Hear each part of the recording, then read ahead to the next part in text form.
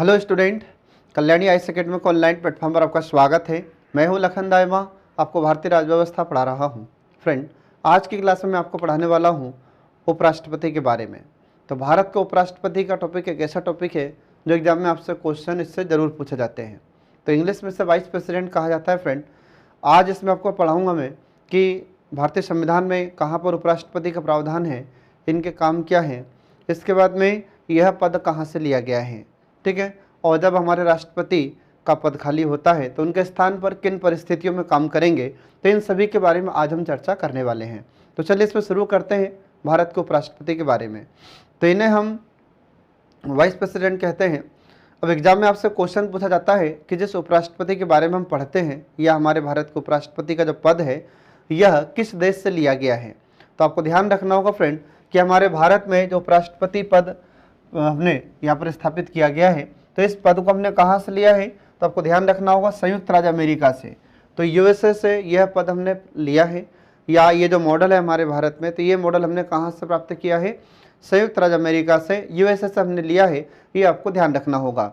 Exam में question में पूछा जाता है कि उपराष्ट्रपति पद कहाँ से लिया गया है, तो संयुक्त राज्य अमेरिका से लिया है। तो बहुत इंपॉर्टेंट है फ्रेंड, याद रखना। अब इसमें अगला देखिए इसमें कि जो हमारे भारत के उपराष्ट्रपति हैं, इन उपराष्ट्रपति के बारे में भारतीय संविधान में कहाँ पर प्रावधान किया गया है। तो आपको याद रखना होगा कि भारतीय संविधान के अनुच्छेद 63 आर्टिकल 63 में भारत का एक उपराष्ट्रपति होगा, ये इसमें लिखा हुआ है। आ रहा समझ में? तो आपको ध्यान रखना होगा, एग्जाम में आपसे क्वेश्चन पूछा जा सकता है कि भारतीय संविधान के किस अनुच्छेद में भारत का उपराष्ट्रपति होगा, यह लिखा हुआ है। तो अनुच्छेद 63 में लिखा हुआ है कि भारत के उपराष्ट्रपति होंगे, ठीक है। ये आपको ध्यान रखना होगा। और ये जो उपराष्ट्रपति का पद है, तो यह हमारे भारत में दूसरा सर्वोच्च संवैधानिक पद है। आ रहा समझ में? तो भारत में प्रथम स्थान पर सर्वोच्च संवैधानिक पद कौन सा है, राष्ट्रपति का। और जो हमारे उपराष्ट्रपति हैं, इनका नंबर कौन सा आता है, तो ये दूसरा भारत का सर्वोच्च संवैधानिक पद है। फ्रेंड, ये आपको ध्यान रखना होगा, क्योंकि एग्जाम में कई बार क्वेश्चन पूछा जाता है कि भारत का दूसरा सर्वोच्च संवैधानिक पद कौन सा है। तो दूसरा सर्वोच्च संवैधानिक पद है हमारे भारत में जो उपराष्ट्रपति का पद। और सर्वोच्च संवैधानिक पद कौन सा है, तो राष्ट्रपति का है। राष्ट्रपति के बाद दूसरा नंबर आता है उपराष्ट्रपति का। ये आपको ध्यान रखना होगा फ्रेंड, ठीक है। और भारतीय संविधान के किस अनुच्छेद में प्रावधान है उपराष्ट्रपति का, तो आर्टिकल 63 में लिखा हुआ है कि भारत का उपराष्ट्रपति होगा, ठीक है। अब इसके बाद देखें अगला प्रावधान इसमें जो एग्जाम में अपने से पूछा जा सकता है, तो अगला इसमें आर्टिकल आ जाता है 64। अब आर्टिकल 64 इसमें लिखा हुआ है कि जो हमारे उपराष्ट्रपति हैं, उपराष्ट्रपति राज्यसभा के पदेन सभापति भी होंगे। तो याद रखना फ्रेंड, हमारे उपराष्ट्रपति राज्यसभा में सभापति के रूप में भी काम करते हैं। तो आपने देखा होगा कि जब संसद का सत्र चलता है तो संसद किसे किसे मिलाकर कहा जाता है, तो पहले भी मैं आपको बता चुका हूँ कि जो हमारी भारतीय संसद होती है, तो संसद हम तीनों को किसको मिलाकर, तो लोकसभा, राज्यसभा और हमारे राष्ट्रपति प्रेसिडेंट, इन तीनों को मिलाकर हम कहते हैं संसद। अगर इन तीनों में से किसी एक को हटा दिया जाए तो संसद का गठन नहीं होगा, ठीक है। तो हम देखते हैं इसमें कि जब लोकसभा और राज्यसभा मतलब संसद का जब सत्र चलता है, और संसद मतलब हमारी लोकसभा और राज्यसभा, राष्ट्रपति, इन तीनों को मिलाकर संसद कहते हैं। तो जब संसद का सत्र चलता है मतलब लोकसभा और राज्यसभा का सत्र चलता है। तो आपने देखा होगा कि जब लोकसभा का सत्र चलता है तो उस समय इसकी अध्यक्षता कौन करता है, तो लोकसभा का जब सत्र चलता है तो इस समय इसकी अध्यक्षता हमारे लोकसभा के अध्यक्ष करते हैं।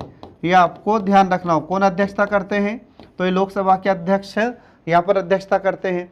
ठीक वैसे ही जब राज्यसभा का भी सत्र चलता है साथ में ही, तो यहाँ पर अध्यक्षता कौन करेगा, तो आपको ध्यान रखना होगा कि जब राज्यसभा का सत्र चलता है, ठीक है, राज्यसभा का सत्र चलेगा तो इस समय अध्यक्षता कौन करेंगे, हमारे उपराष्ट्रपति करेंगे। और उस समय फिर उपराष्ट्रपति क्या कहलाते हैं, तो उस समय हमारे उपराष्ट्रपति सभापति कहलाते हैं। ध्यान रखना कैसे, तो जैसे इधर लोकसभा में जो अध्यक्ष होता है, तो लोकसभा का जब सत्र चलता है तो लोकसभा का अध्यक्ष उसकी अध्यक्षता करता है। तो ठीक ऐसे ही यहाँ पर जब राज्यसभा का सत्र चलता है तो इस समय राज्यसभा में सभापति के पद पर कौन कार्य करेंगे, तो हमारे राष्ट्रपति करते हैं। ऐसा किस आर्टिकल में लिखा है, तो आर्टिकल 64 में लिखा है फ्रेंड, याद रखना। तो अनुच्छेद 64 में लिखा है कि हमारे उपराष्ट्रपति राज्यसभा के पदेन सभापति होते हैं, मतलब पद पर रहते हुए काम करेंगे। तो आपको ध्यान रखना होगा, एग्जाम में कई बार क्वेश्चन पूछा जाता है कि जब राज्यसभा का सत्र चलता है तो राज्यसभा के सभापति कौन होते हैं, या राज्यसभा के सभापति के रूप में कौन कार्य करते हैं, तो ये हमारे उपराष्ट्रपति कार्य करते हैं। बहुत ही इंपॉर्टेंट फैक्ट है ये, आ रहा समझ में। अब इसके बाद फिर आगे देखिए, इसमें अगला है इंपॉर्टेंट आर्टिकल इनसे रिलेटेड, आर्टिकल 65। तो अनुच्छेद 65 में लिखा हुआ है कि राष्ट्रपति के पद में आकस्मिक रिक्ति के दौरान उपराष्ट्रपति का राष्ट्रपति के रूप में कार्य करना। तो ये आपको ध्यान रखना होगा फ्रेंड। इसका मतलब क्या हो जाता है, तो जब हमारे राष्ट्रपति का पद अचानक किसी कारण से खाली हो जाता है, या हमारे राष्ट्रपति का पद किसी कारण से रिक्त हो जाता है, आ रहा समझ में। जैसे मान लीजिए कि हमारे राष्ट्रपति इस्तीफा दे देते हैं, या मृत्यु के कारण पद खाली हो जाता है, या फिर महाभियोग जैसे महाभियोग प्रक्रिया से उन्हें पद से हटा दिया जाता है। तो ऐसी स्थिति में क्या होगा, तो जब आकस्मिक या अचानक इनका पद रिक्त हो जाता है हमारे राष्ट्रपति का, तो इनके स्थान पर काम कौन करेंगे, तो इनके स्थान पर हमारे उपराष्ट्रपति कार्य करेंगे। ये आपको ध्यान रखना होगा फ्रेंड, आ रहा समझ में। तो एग्जाम में अपने से क्वेश्चन पूछा जाता है कि जब राष्ट्रपति का पद रिक्त होता है तो फिर उनके पद पर कौन कार्य करेंगे, तो उनके पद पर हमारे राष्ट्रपति काम करते हैं। और राष्ट्रपति का पद खाली हुआ तो उपराष्ट्रपति काम करेंगे, और उपराष्ट्रपति अगर नहीं है तो हमारे सुप्रीम कोर्ट के मुख्य न्यायाधीश काम करेंगे, और सुप्रीम कोर्ट के मुख्य न्यायाधीश भी अगर नहीं है तो फिर इनकी एक पैनल होती है। इनकी पैनल में जो सीनियर होता है, वरिष्ठ होता है, 15 लोगों की पैनल होती है। तो इस 15 लोगों की पैनल में जो सीनियर मोस्ट होता है वह हमारे राष्ट्रपति के पद पर कार्य करते हैं।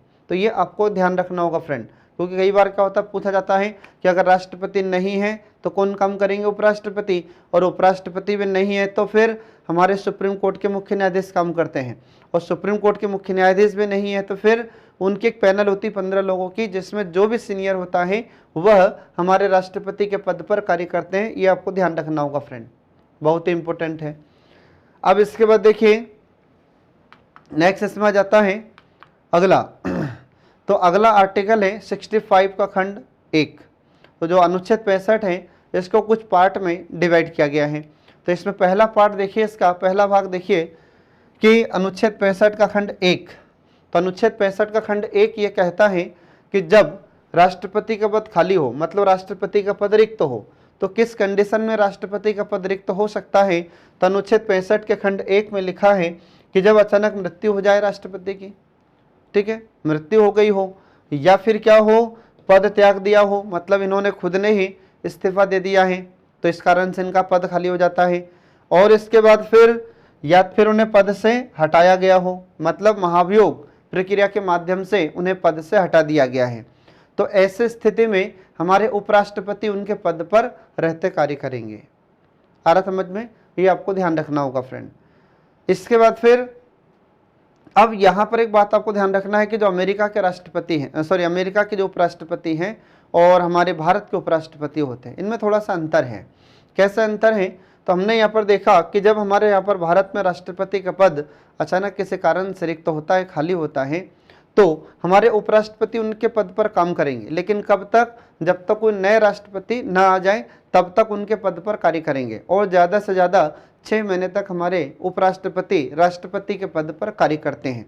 जबकि यूएसए में क्या होता है, संयुक्त राज्य अमेरिका में क्या होता है कि मान लीजिए कि किसी कारण से राष्ट्रपति का पद खाली हो गया तो वहाँ पर उपराष्ट्रपति काम करेंगे, मतलब राष्ट्रपति का बचा हुआ जितना भी कार्यकाल है उस पूरे कार्यकाल के लिए उपराष्ट्रपति कार्य करेंगे, ठीक है। जबकि हमारे भारत में ऐसा नहीं है। हमारे भारत में किसी कारण से राष्ट्रपति का पद खाली हुआ है तो उपराष्ट्रपति कार्यवाहक के रूप में काम करेंगे, कब तक, 6 महीने के भीतर भीतर, और अगर 6 महीने से ज़्यादा समय बचा है तो राष्ट्रपति का चुनाव कराया जाएगा। आ रहा समझ में, ये हमारे यहाँ पर सिस्टम है, जबकि अमेरिका में नहीं है।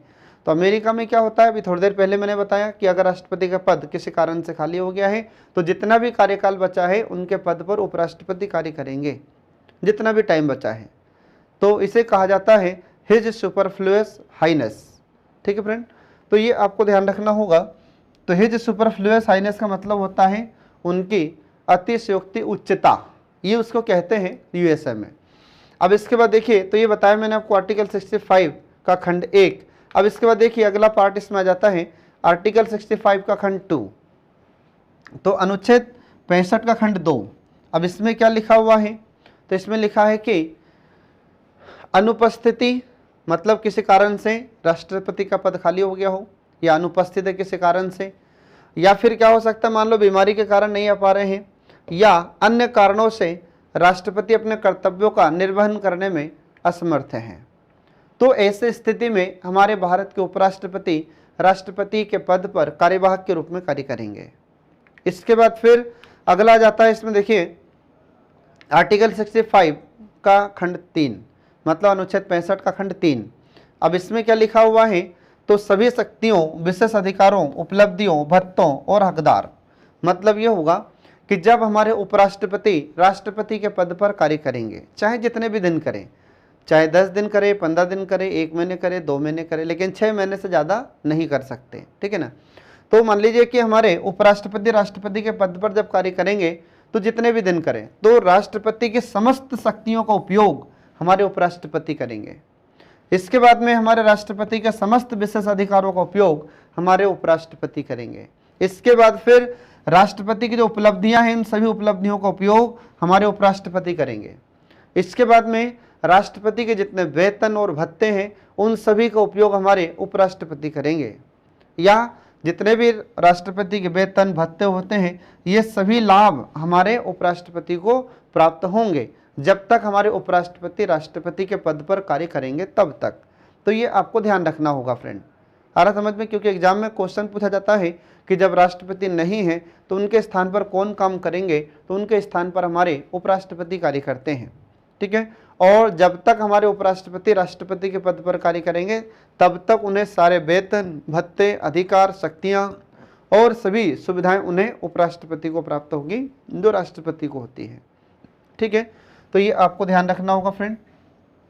इसके बाद फिर अगला जाता है आर्टिकल 66 अनुच्छेद 66। इसमें उपराष्ट्रपति के निर्वाचन के बारे में प्रावधान किया गया है, ठीक है। अब राष्ट्रपति जो उपराष्ट्रपति होते हैं तो इनके निर्वाचन में देखिए क्या क्या व्यवस्थाएं की गई है। तो देखिए इसमें जो उपराष्ट्रपति का निर्वाचन होता है तो इनके निर्वाचक मंडल में होता कौन है, इनके इलेक्टोरल कॉलेज में कौन होता है। तो आपको ध्यान रखना है कि जो हमारे उपराष्ट्रपति होते हैं तो उपराष्ट्रपति के लिए निर्वाचन की जो व्यवस्था की गई है, इसमें भी एक निर्वाचक मंडल होता है। हमारे राष्ट्रपति के चुनाव में भी एक निर्वाचक मंडल होता है और उपराष्ट्रपति के चुनाव में भी निर्वाचक मंडल होता है। अब जो उपराष्ट्रपति का चुनाव होता है तो ये अप्रत्यक्ष रूप से या अप्रत्यक्ष मतदान प्रणाली के द्वारा होता है, और इसको हम आनुपातिक प्रतिनिधित्व की एकल संक्रमणी मत पद्धति के द्वारा या इसको कहते हैं। तो जो उपराष्ट्रपति का चुनाव होता है कैसे होगा, किस पद्धति से चुनाव होगा फ्रेंड, तो आपको ध्यान रखना होगा। पहली बात तो ये कि गुप्त मतदान के द्वारा, गुप्त मतदान या इसी को अप्रत्यक्ष मतदान भी कहते हैं या परोक्ष मतदान भी कहते हैं, अप्रत्यक्ष मतदान भी कहते हैं इसको। और एक रीति को, एक विधि को अपनाया जाता है, उसका नाम क्या होता है, तो आनुपातिक प्रतिनिधित्व की एकल संक्रमणी मत पद्धति, आनुपातिक प्रतिनिधित्व की एकल संक्रमणीय मत पद्धति, इसके द्वारा इनका चुनाव होता है। किसका, हमारे उपराष्ट्रपति जी का। तो ये आपको ध्यान रखना होगा फ्रेंड। तो गुप्त मतदान के द्वारा और आनुपातिक प्रतिनिधित्व के एकल संक्रमणी मत पद्धति के द्वारा इनका चुनाव होता है। अब इनका जब चुनाव होता है उपराष्ट्रपति जी का, तो इनके चुनाव में इनके इलेक्टोरल कॉलेज में कौन कौन वोट देते हैं, ध्यान रखना। तो इनके इलेक्टोरल कॉलेज में कौन कौन होता है, देखिए इनके निर्वाचक मंडल में कौन कौन होता है जो वोट देते हैं। तो आपको ध्यान रखना होगा कि जब उपराष्ट्रपति का चुनाव होता है तो अनुच्छेद 66 आर्टिकल 66 के पार्ट 1, तो अनुच्छेद 66 के खंड 1 में संसद के दोनों सदनों के सभी सदस्य इसमें वोट डालते हैं। संसद के दोनों सदन मतलब लोकसभा और राज्यसभा। तो आपको ध्यान रखना होगा इस समय जो लोकसभा के सदस्य हैं ये सभी सदस्य यहाँ पर मतदान करते हैं, और जो राज्यसभा होती है इन राज्यसभा के सभी सदस्य इसमें मतदान करते हैं। तो लोकसभा के दोनों सदन कौन कौन हो गए, लोकसभा और राज्यसभा। इसमें ध्यान रखिएगा कि राज्यों की जो विधानसभा होती है तो राज्यों की विधानसभा के सदस्य मतलब विधायक लोग इसमें वोटिंग नहीं करते, ये आपको ध्यान रखना होगा। जबकि राष्ट्रपति के चुनाव में क्या होता है, तो राष्ट्रपति के चुनाव में राज्यों की जो विधानसभा के विधायक होते हैं या राज्यों के विधानसभा के सदस्य होते हैं वे राष्ट्रपति के चुनाव में वोट डालते हैं, लेकिन उपराष्ट्रपति के चुनाव में ये लोग वोट नहीं डालते हैं। ध्यान रखिएगा, राज्यों की विधानसभा के सदस्य उपराष्ट्रपति के चुनाव में वोट नहीं डालते हैं, जबकि राष्ट्रपति के चुनाव में डालते हैं। ध्यान रखना फ्रेंड। और यहाँ पर क्या होगा, तो यहाँ पर अब उपराष्ट्रपति के चुनाव में संसद के दोनों सदन के सभी सदस्य यहाँ पर वोट डालते हैं, जबकि राष्ट्रपति के चुनाव में लोकसभा में 2 एंग्लो इंडियन और इसके बाद इधर राज्यसभा में 12 जो राष्ट्रपति के द्वारा मनोनीत सदस्य होते हैं ये राष्ट्रपति के चुनाव में वोट नहीं डालते हैं। लेकिन यहाँ पर क्या होगा, अब यहाँ पर संसद के दोनों सदन लोकसभा और राज्यसभा के सभी सदस्य इसमें वोट डालते हैं। मतलब लोकसभा में जो मेंबर हैं 545 ये सारे सदस्य वोट डालते हैं और राज्यसभा के जो 245 मेंबर हैं ये सभी सदस्य इसमें वोट डालते हैं। आ रहा समझ में, ये आपको ध्यान रखना होगा। तो इसमें क्या होता है हमारे राष्ट्रपति के चुनाव में, तो राष्ट्रपति के चुनाव में 2 एंग्लो इंडियन होते थे, ठीक है। अब तो खैर ये भी सिस्टम हटा दिया है। तो 2 इसमें जो एंग्लो इंडियन होते थे ये राष्ट्रपति के चुनाव में वोट नहीं डालते थे। और इसके बाद में हालांकि ये सिस्टम अब हटा दिया गया है, अब ये नहीं है। इसके बाद फिर जो राज्यसभा में हम देखते हैं कि 245 सदस्य हैं, तो 245 सदस्य में से ये 12 सदस्य राष्ट्रपति के चुनाव में वोट नहीं डालते, जबकि जो उपराष्ट्रपति हैं हमारे उपराष्ट्रपति के चुनाव में ये सभी सदस्य मतलब लोकसभा के 545 सदस्य सारे सदस्य वोट डालते हैं और राज्यसभा के सभी सदस्य मतलब 245 सदस्य वोट देते हैं उपराष्ट्रपति के चुनाव में। और जब राष्ट्रपति का चुनाव होगा तो 245 में जो 12 मेंबर हैं जिनको हमारे राष्ट्रपति साहित्य विज्ञान कला और समाज सेवा के आधार पर मनोनीत करते हैं, ये 12 सदस्य ये राष्ट्रपति के चुनाव में वोट नहीं डालते लेकिन उपराष्ट्रपति के चुनाव में डालेंगे। इसलिए यहाँ पर हमने लिखा है कि दोनों सदनों के सभी सदस्य इसमें वोट डालते हैं। ये है हमारे उपराष्ट्रपति का इलेक्टोरल कॉलेज, निर्वाचक मंडल, ये आपको ध्यान रखना होगा फ्रेंड, ठीक है। तो एग्जाम में आपसे क्वेश्चन इससे पूछा जाता है, किस आर्टिकल में इसका प्रावधान है यह भी हमसे पूछ लिया जाता है, तो आपको ध्यान रखना होगा। इसके बाद देखिए नेक्स्ट इसमें अगला जाता है आर्टिकल 66 का पार्ट 2 अनुच्छेद 66 का खंड 2। इसमें लिखा है कि निर्वाचित होने के बाद संसदीय विधानमंडल का पद रिक्त माना जाएगा। इसका मतलब ये हुआ कि जब हमारे उपराष्ट्रपति चुनाव लड़ते हैं, ठीक है, तो जब उपराष्ट्रपति का चुनाव होता है तो इसमें जो भी सदस्य हैं, अब मान लीजिए कि यह सदस्य किसी संसद के किसी सदन का सदस्य है, लोकसभा या राज्यसभा का सदस्य है, या फिर मान लीजिए कि किसी विधानमंडल मतलब किसी विधानसभा का सदस्य है, ठीक है, तो या तो लोकसभा राज्यसभा का सदस्य है या फिर राज्यों के विधानसभा का सदस्य है, ठीक है। अब मान लीजिए कि उपराष्ट्रपति के रूप में निर्वाचित हो गए, तो जो भी सदस्य उपराष्ट्रपति के रूप में निर्वाचित हुआ है उसे इस पद से इस्तीफा देना होगा जो पहले जिस पद पर था। मतलब जिस पद से मतलब कि या तो लोकसभा राज्यसभा का सदस्य है तो इस्तीफा देना होगा, और किसी विधानमंडल का सदस्य है तो उससे इस्तीफा देना होगा। और अगर इस्तीफा नहीं देता है तो ऑटोमेटिक वह पद खाली मान लिया जाता है, वह पद रिक्त मान लिया जाता है। कौन सा पद, जो पूर्व पद था उसका, चाहे विधानसभा का सदस्य हो, चाहे राज्यसभा का सदस्य हो, चाहे लोकसभा का सदस्य हो, ये सभी पद रिक्त मान लिए जाएंगे अगर वह इन पद पर पहले से था। तो कब मान लिए जाएंगे रिक्त, जब उपराष्ट्रपति के रूप में निर्वाचित हो जाएंगे तब, ठीक है फ्रेंड। तो ये आपको ध्यान रखना होगा।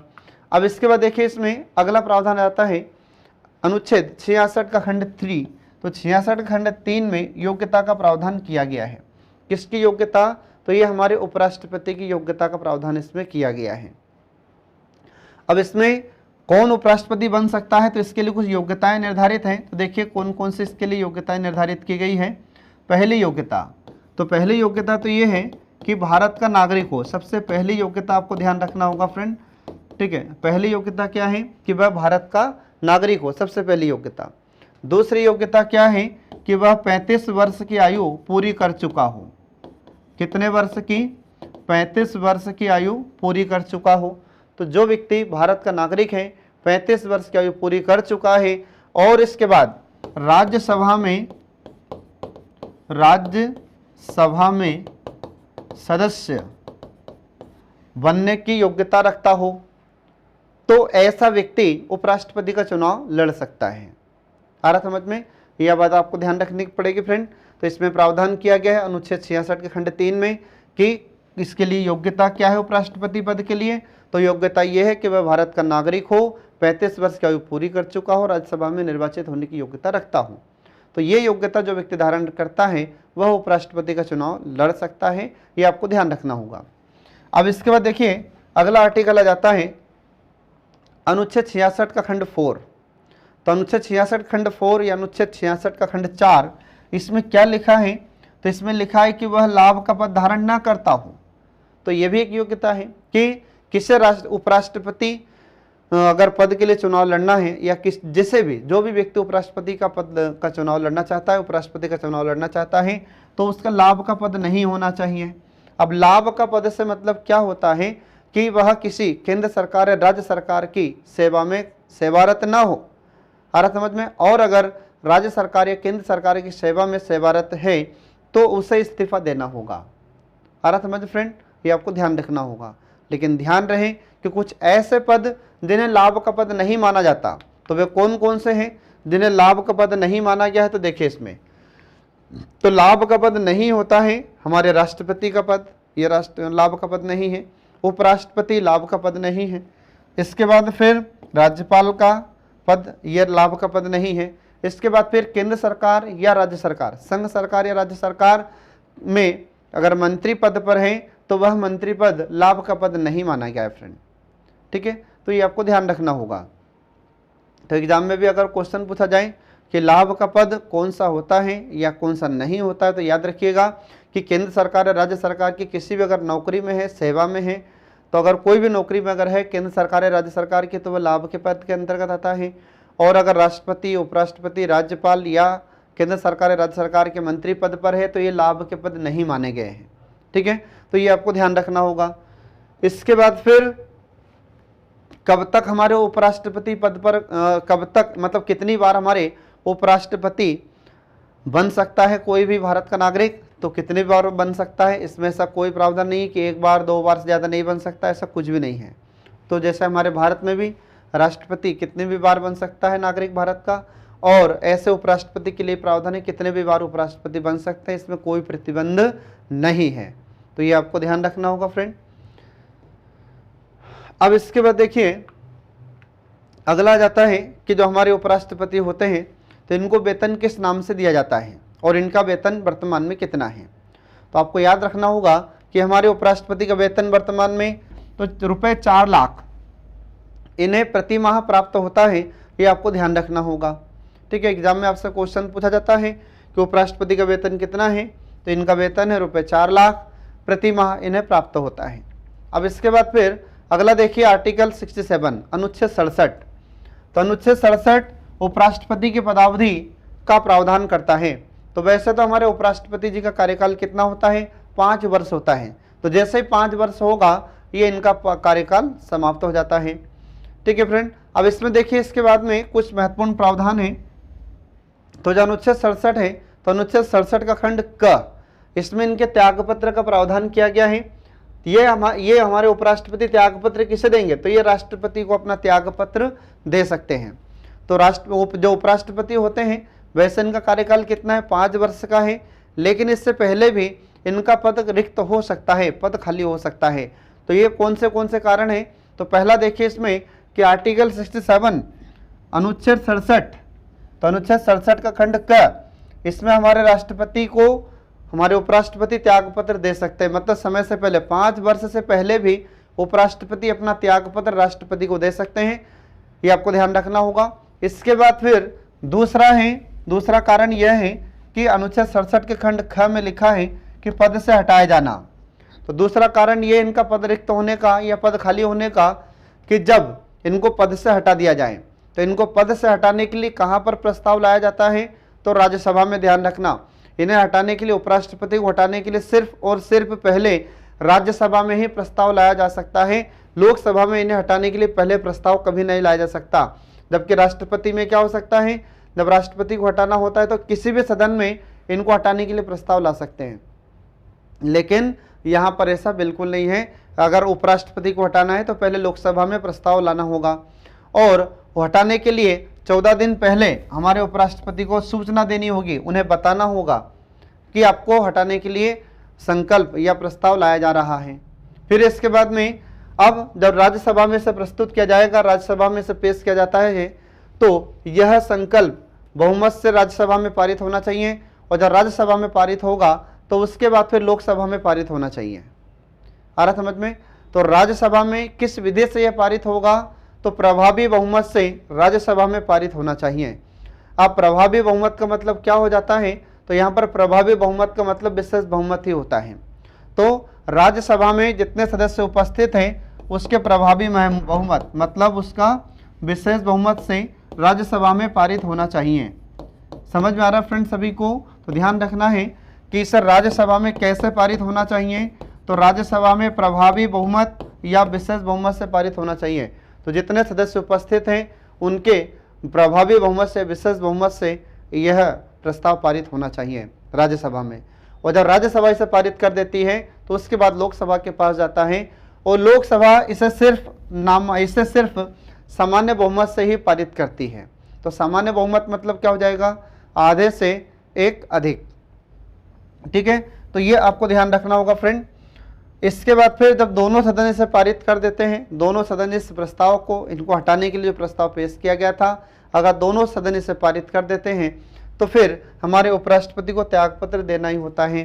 तो ये फिर अपना त्यागपत्र किसे देंगे, राष्ट्रपति को। ये आपको ध्यान रखना होगा फ्रेंड।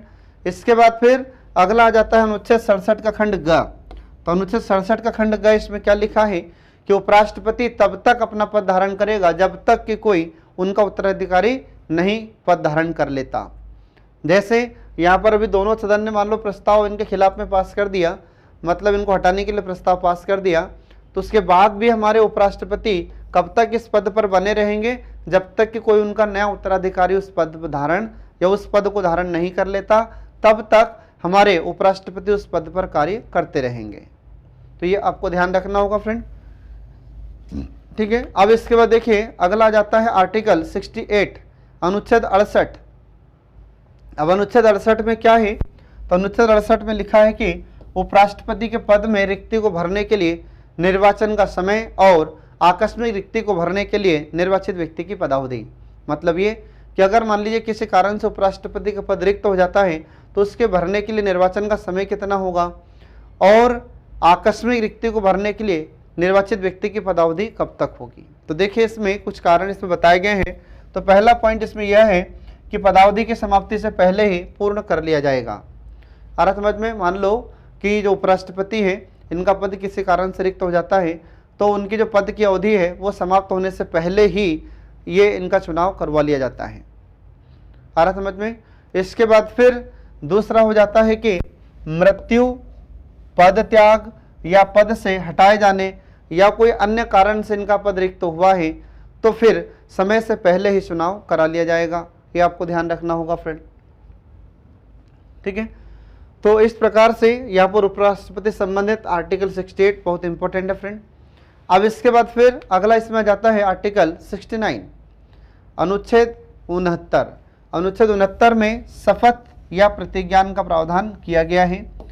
तो अब एक यहाँ पर क्वेश्चन पूछा जाता है कि जब राष्ट्रपति, जो हमारे उपराष्ट्रपति जब निर्वाचित हो जाते हैं तो इन्हें शपथ कौन दिलाते हैं। तो आपको ध्यान रखना होगा कि हमारे उपराष्ट्रपति को शपथ राष्ट्रपति दिलाते हैं, और मान लो किसी कारण से अगर राष्ट्रपति नहीं है तो उनके द्वारा नियुक्त जो भी व्यक्ति है उनके समक्ष हमारे उपराष्ट्रपति शपथ लेते हैं। तो ये आपको ध्यान रखना होगा फ्रेंड, बहुत इंपॉर्टेंट है। ठीक है, अब इसके बाद में अगला आर्टिकल इसमें आ जाता है अनुच्छेद 70 आर्टिकल 70। अब आर्टिकल 70 में क्या लिखा है, तो इसमें लिखा है कि संसद किसी आकस्मिकता में राष्ट्रपति के कृत्यों के निर्वहन के लिए उपबंध कर सकती है। इस कृत्यों का मतलब है यहाँ पर कार्य, यहाँ पर कृत्यों का मतलब क्या हो जाएगा, तो यहाँ पर कृत्यों से तात्पर्य है कार्य। ये आपको ध्यान रखना होगा।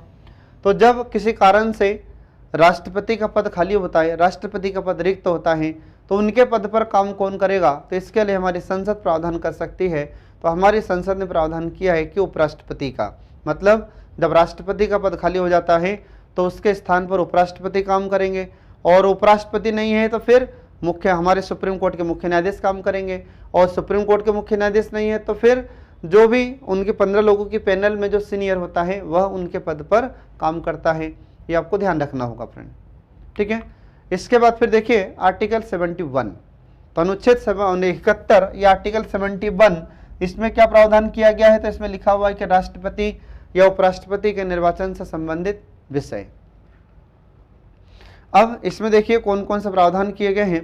तो देखिए यहाँ पर राष्ट्रपति या उपराष्ट्रपति के निर्वाचन से उत्पन्न सभी शंकाओं और विवादों की जांच और विनिश्चय उच्चतम न्यायालय द्वारा किया जाएगा और उसका विनिश्चय अंतिम होगा। इसका मतलब ये है कि चाहे हमारे राष्ट्रपति या उपराष्ट्रपति के चुनाव से संबंधित कोई मामला अगर है तो इसका निराकरण कौन करेगा, इस पर निर्णय कौन देगा? तो इस पर अंतिम डिसीजन हमारा सुप्रीम कोर्ट देता है, और सुप्रीम कोर्ट के द्वारा दिया गया डिसीजन ये लास्ट होता है या आखिरी होता है, अंतिम होता है, ठीक है फ्रेंड। तो ये आपको ध्यान रखना होगा। इसके बाद फिर अगला आ जाता है अनुच्छेद 71 का खंड 2। इसमें लिखा है कि यदि उच्चतम न्यायालय द्वारा किसी व्यक्ति के राष्ट्रपति या उपराष्ट्रपति के रूप में निर्वाचन को शून्य घोषित कर दिया जाता है तो पहले किए गए कार्य उस घोषणा के कारण अमान्य नहीं होंगे। इसका मतलब ये हुआ कि जैसे मान लीजिए कि राष्ट्रपति उपराष्ट्रपति के चुनाव से संबंधित कोई विवाद है, ठीक है, और जो व्यक्ति निर्वाचित हुआ था मतलब राष्ट्रपति उपराष्ट्रपति के रूप में, और इनके द्वारा जो भी काम किए गए थे और सुप्रीम कोर्ट ने इनके निर्वाचन को शून्य घोषित कर दिया, तो इनके द्वारा किया गया जितना भी कार्य था यह मान्य होगा, ठीक है। इससे हमारे भले ही हमारे सुप्रीम कोर्ट ने जो निर्वाचन हुआ था उसको शून्य घोषित कर दिया है, लेकिन राष्ट्रपति ने उपराष्ट्रपति ने अपने पद पर रहते हुए जितने भी कार्य किए थे ये सभी कार्य मान्य होंगे। आ रहा समझ में? तो ये आपको ध्यान रखना पड़ेगा फ्रेंड। तो उन्होंने जो कार्य किया था वे मान्य होंगे, लेकिन जो हमारे सर्वोच्च न्यायालय ने जो निर्वाचन घोषित किया है तो उस समय से उनका पद खत्म होगा, लेकिन जो पहले काम किया है वह काम उनके द्वारा मान्य होगा। ये ध्यान रखना होगा फ्रेंड। आ रहा समझ में? तो इसमें किसी को प्रॉब्लम तो नहीं होना चाहिए, ठीक है। फिर से समझिए कि इसमें क्या हो रहा है। तो इसमें यह हो रहा है कि जो हमारे उच्चतम न्यायालय हैं या सुप्रीम कोर्ट है, तो सुप्रीम कोर्ट ने राष्ट्रपति या उपराष्ट्रपति के द्वारा जो भी काम किया गया था उसको तो हमारा सुप्रीम कोर्ट कैंसिल नहीं करेगा, वो तो मान्य होंगे, लेकिन जो चुनाव हुआ है उसको रद्द कर सकता है, उसको हमारा सुप्रीम कोर्ट कैंसिल कर सकता है, लेकिन इनके द्वारा जो काम किया गया था राष्ट्रपति उपराष्ट्रपति के द्वारा इसे शून्य घोषित नहीं किया जाएगा, उनके द्वारा किए गए कार्य को मान्यता प्राप्त होगी। ये इस आर्टिकल 71 के खंड 2 का मतलब होता है फ्रेंड। तो ये आपको ध्यान रखना होगा, ठीक है। अब इसके बाद फिर जो हमारे उपराष्ट्रपति होते हैं तो उपराष्ट्रपति सभापति के रूप में काम करते हैं, और जैसे लोकसभा का अध्यक्ष लोकसभा की अध्यक्षता करता है वैसे ही हमारे उपराष्ट्रपति राज्यसभा में सभापतित्व करते हैं या सभापति के रूप में काम करते हैं। ये सदस्य जितने भी वहाँ पर राज्यसभा में सभी सदस्य होते हैं उनके बीच में अनुशासन व्यवस्था बनाए रखने में इनका योगदान होता है, या अनुशासन बनाए रखने में इनकी महत्वपूर्ण भूमिका होती है। इसके बाद में जो सदस्य होते हैं उनको बोलने की अनुमति देते हैं। इसके बाद में जो भी सदस्य मान लीजिए कि हल्ला करता है या फिर अनुशासनहीनता का परिचय देता है तो उन पर कार्रवाई का प्रावधान भी करते हैं। इसके बाद फिर जो भी सदस्य ज़्यादा चिल्ला चोट करते हैं सदन में, पेपर फेंकते हैं, पेपर फाड़ते हैं, तो ऐसे सदस्यों पर मार्शल कार्रवाई का आदेश भी हमारे सभापति के रूप में उपराष्ट्रपति ही देते हैं, ठीक है फ्रेंड। तो ये आपको ध्यान रखना होगा। तो इस प्रकार से हम देखते हैं कि आज का हमारा सेशन समाप्त हो जाता है। अब मैं आपको अगली क्लास में पढ़ाऊंगा कि हमारे भारत के जो उपराष्ट्रपति हैं कौन कौन से उपराष्ट्रपति हैं जिनका नाम आपको जानना बहुत ज़रूरी है। तो ये मैं आपको नेक्स्ट क्लास में पढ़ाऊंगा फ्रेंड। तब तक के लिए पढ़ते रहिए, देखते रहिए कल्याणी आईएएस एकेडमी के सभी वीडियोस जो आपको प्रतियोगी परीक्षाओं में सफलता दिलाने में महत्वपूर्ण भूमिका निभाते हैं। Thanks for watching.